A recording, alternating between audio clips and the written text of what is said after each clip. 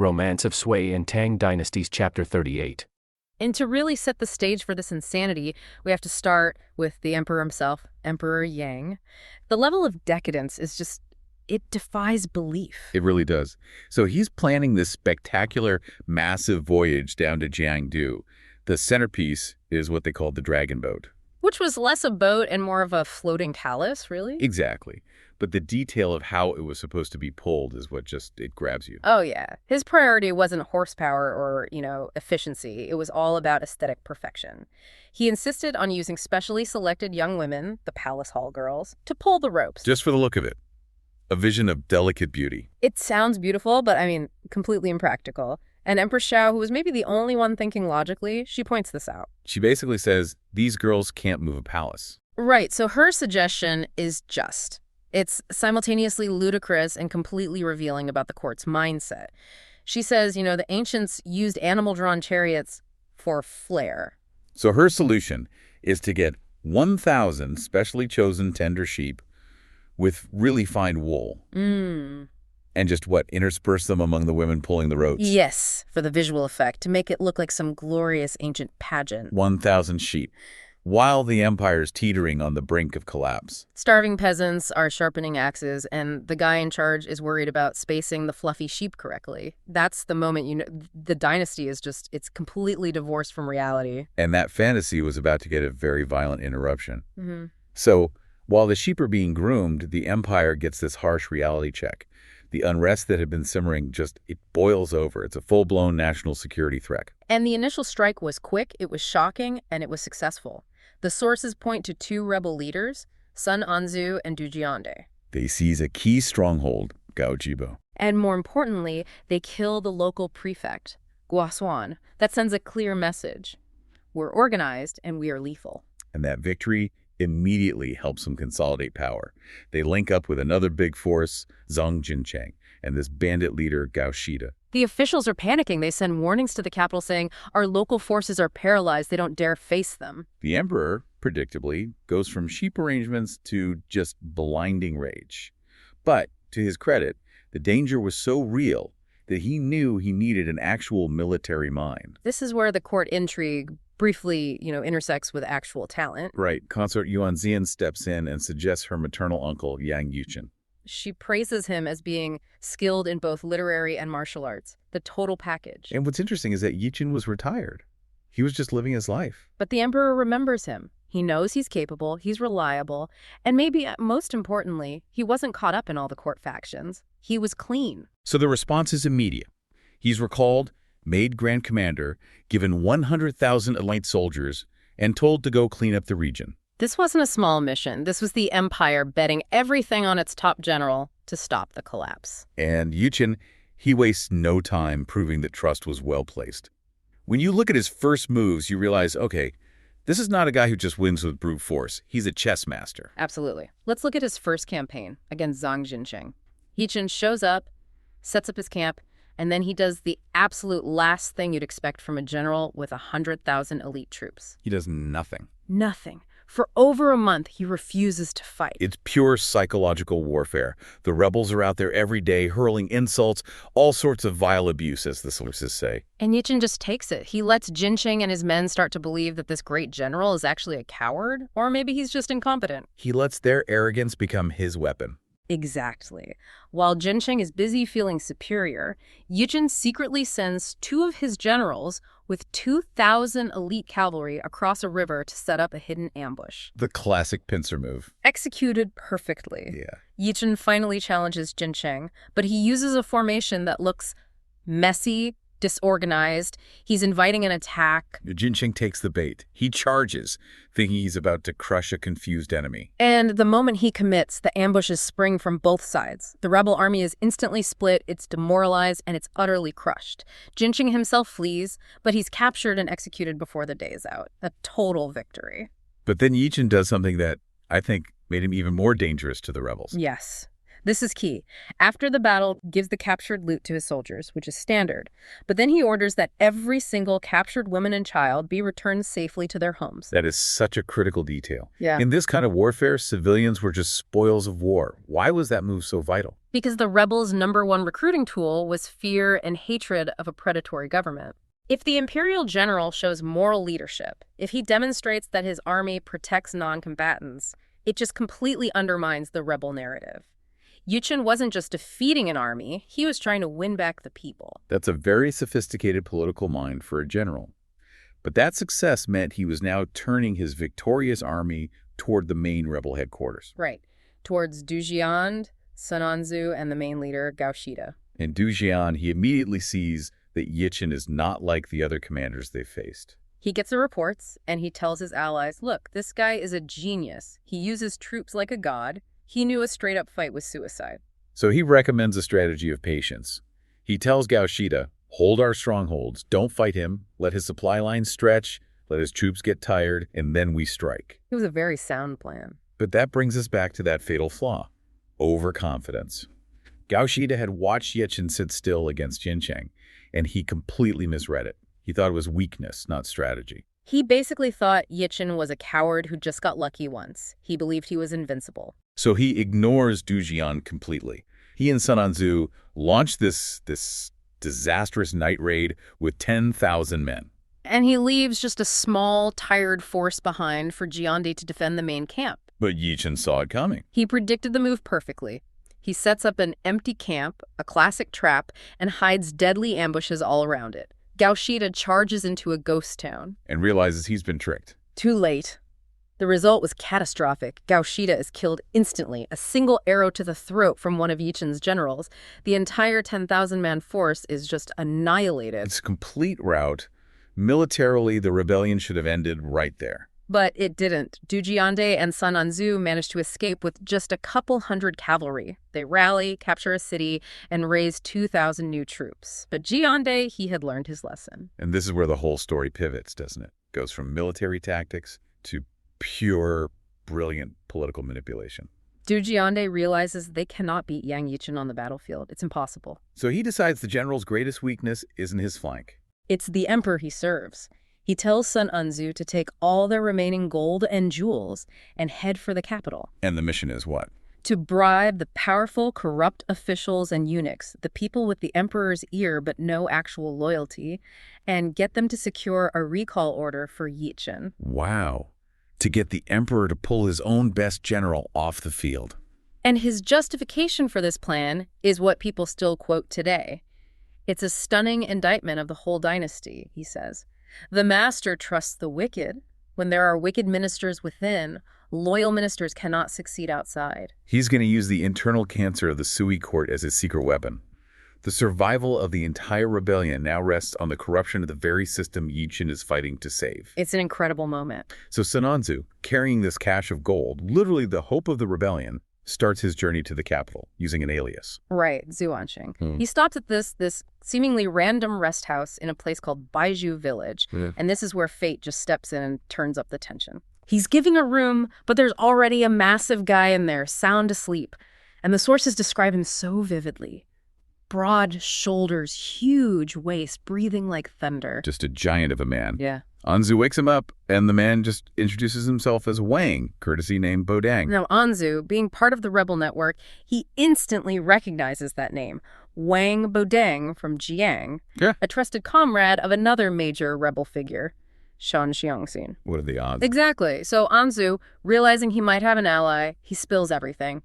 The huge defeat, Gao Shida's death, Yichen's brilliant campaign, and this desperate mission to bribe the court. And then Bodang reveals his own reason for being there, which just ties everything together. He says he's waiting for his sworn brother, a man named Li Mi. Li Mi, that's a huge name in the anti-Sui movement. A very big name. Li Mi had been captured after a different failed rebellion. He was being transported under guard to the capital for execution, and Bodang knows his convoy is scheduled to pass through that exact inn tonight. So you have two critical rebel objectives converging in one tiny rural rest house. Anzu needs to get gold into the capital. And Bodang needs to get a crucial leader out of the capital's custody. Anzu, he's still thinking like a soldier. He says, great, let's just attack the guards when they get here. We'll kill them and run. The direct approach. But Bodang, this huge, powerful-looking man, he rejects it instantly. He says, look, a big bloody fight on the main road to the capital, that's too messy, it'll end badly. So what's his plan? He states a principle. Only wisdom can achieve this, not force. He says he has a secret, detailed plan for a quiet extraction to get Li Mi out safely. Our source material here details a desperate intervention. We're following two rescuers, Wang Guodang and Sun Anzu. Right. And they spot four absolutely vital and heavily guarded prisoners being transported, most likely for execution. And these are big names: Li Xuansui, Wei Fuzi, Yang Jishan, and Bing Yanzhen. All of them shackled, wearing those heavy wooden neck stocks, the cangs and chains. I mean, they are completely immobilized. So the clock is ticking, the odds are terrible. Their mission isn't just to spring these four men. No. It's to make them disappear completely into the vast landscape of ancient China. And we'll break it down into, 3 crucial steps? Yeah, I think so. First, establishing a perfect commercial cover. Then, executing the fatal bribe and banquet. And finally, analyzing the escape strategy, which is shockingly counterintuitive. It's a study in exploiting human nature. That's it exactly. Let's unpack that first move. Okay, so the first problem is just the approach. How do you, as a rescuer, openly walk up to a high-security transport detail? You've got the escort officer, the Sen and his runners, without immediately being seen as a threat. You can't. So Wang Guodang's solution is it's immediate and brilliant. He had to reframe the entire situation right there on the spot. So he couldn't act like a friend. Or a conspirator, no. He had to act like a businessman. He spots the group at an inn, and instead of engaging them directly, he goes straight to the inn's counter. And he's faking distress. Yeah, he's pretending to be short on travel funds. And the goods he uses. This is key, right? Oh, absolutely.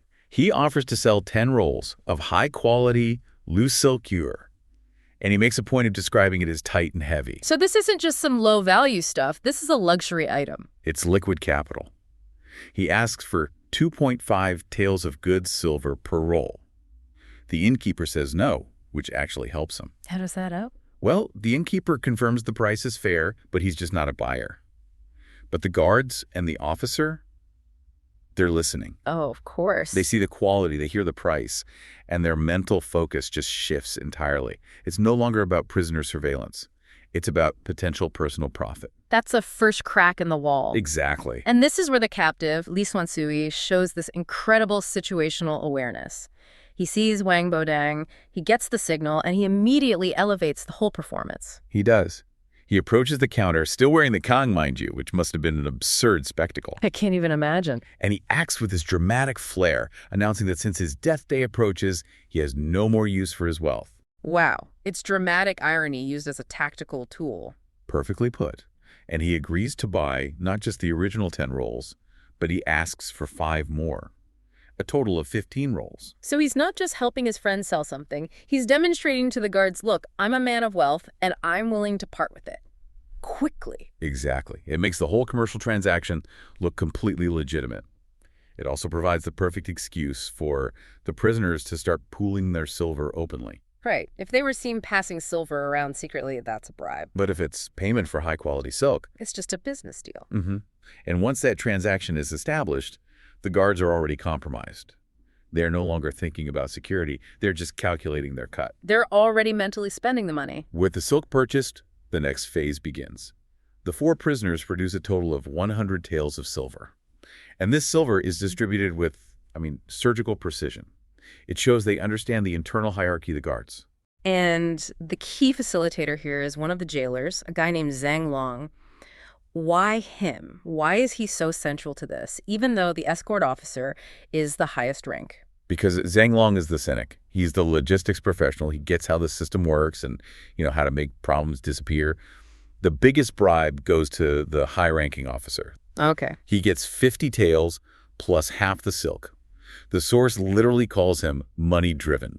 He's the vulnerable decision-maker. But Zhang Long gets 10 taels just for promising to, clean up the mess? To bury the bodies later. That's a chilling detail. It tells you just how prepared they were for the consequences. It does.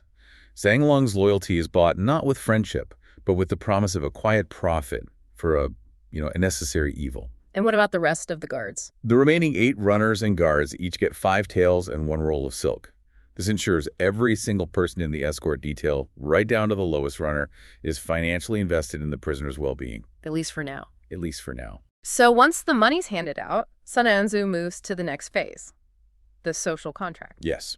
He suggests converting the remaining money into a shared meal, the Trail, or Small Transaction Harmony wine. They pull together about 3.7 taels and order high-quality food and lots of wine. This is the critical psychological trap. It is. The officer, he initially resists. He suggests they should all eat separately to, maintain the official facade. But he's just accepted 50 taels and a bunch of silk. He's already complicit. And on top of that, the text explicitly says he's a wine guest, a lover of alcohol. So he's caught. Why does he let them all join in? Why risk mixing with the very people he's supposed to be taking to their deaths? Because of the cultural weight of that day. It symbolizes sealing a deal. By accepting the massive bribe, he's entered into an unofficial partnership. To then turn down the shared wine would be an insult. It could even jeopardize the payment he just got. So he chooses the party over his job. He chooses indulgence and social compliance over professional sobriety. The text says they drink heavily, opening their hearts. They have completely abandoned their duty for comfort and greed. It's the ultimate voluntary professional suicide. They traded security for a good meal and a handshake. So the timing for the next phase had to be impeccable. Absolutely. They wait until the second watch, which is roughly 9 to 11 p.m.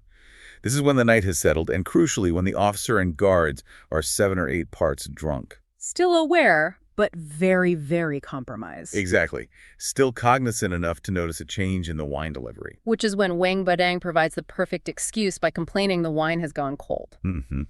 This lets Sun Anzu volunteer to go fetch a newly heated pot of wine. He claims the in attendants are all passed out drunk. So he's isolating the delivery system. The crucial package is now in the hands of the rescuer. And the heat is essential. We don't know for sure, but maybe it helped dissolve the agent or mask the taste, or maybe it just fit the cultural expectation of drinking warm wine. Whatever the reason, it provided the perfect cover. And he makes sure the officer and guards drink first. Insists on it.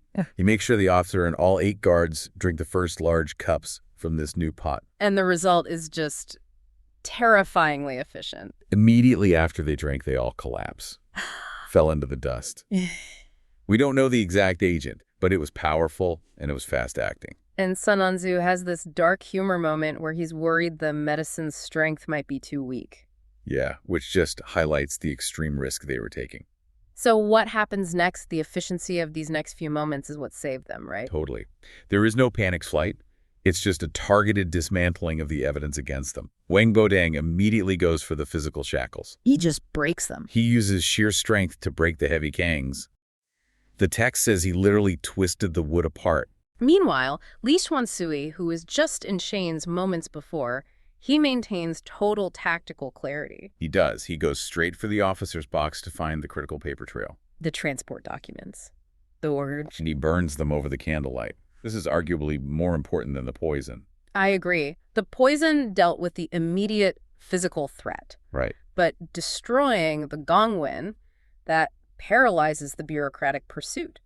Without the official papers, the local authorities don't know who is being transported, where they were going, or even who is responsible. It delays the alarm and confuses the search parameters, exponentially. Then they grab their assets, the 15 rolls of silk and the silver. Because in this era, capital is survival. And 7 of them, the 4 prisoners, the 2 rescuers, and a small attendant, just quietly slip out. They didn't even stop for breath. They covered 50 to 70 miles. What is that, about 15 to 21 miles? Something like that. All by the 5th watch, well before dawn. But that initial high-speed sprint was only phase 1 of survival. Phase 2 is strategic disappearance.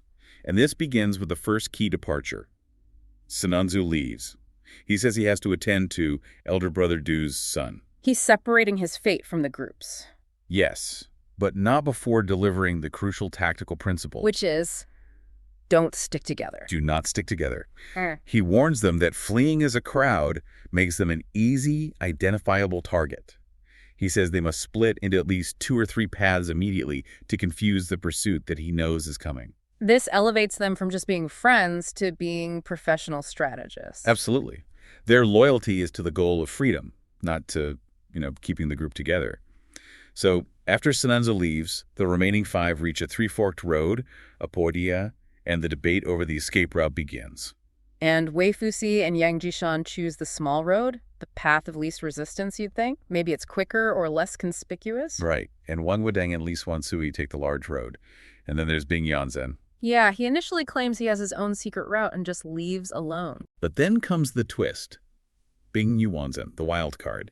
He quickly circles back and catches up to Wang and Li on the large road. And he admits he was just fooling the others. Yeah, testing their reactions. And then he delivers the most profound piece of tactical wisdom in the entire chapter. He argues that the large road, the Xi, is counterintuitively the safest. Why? That seems crazy. Well, think about it. If you're escaping a jailbreak, what's the natural inclination of the military, the local forces, the Brazos V? They're going to assume the fugitives will hide in the difficult terrain. The small back roads. The small roads. It's a genius analysis of bureaucratic inertia.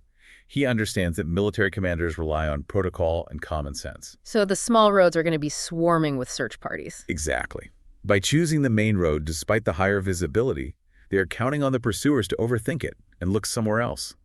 They're literally exploiting the assumed fear of these escapees. That's the ultimate demonstration of confidence. They are betting their lives that the authorities will follow the path of expectation. Which will allow them to move quickly and efficiently on the main road, essentially traveling right past the dragnet without being noticed. Wow. And to seal that disappearance, they solidify their new identities. Because staying free isn't just about distance, it's about blending in. Right. So Li Xuansui becomes a Taoist or a monk? Yeah. Bing Yuanzhen becomes a traveling merchant, I see, and Wang Bodang acts as his attendant, a huis. From high-value political prisoners to a simple traveling monk, a merchant, and his attendant, all in, 12 hours? They created a new, untraceable social unit designed specifically to avoid suspicion on the large, busy roads. It's the perfect end to the whole plot.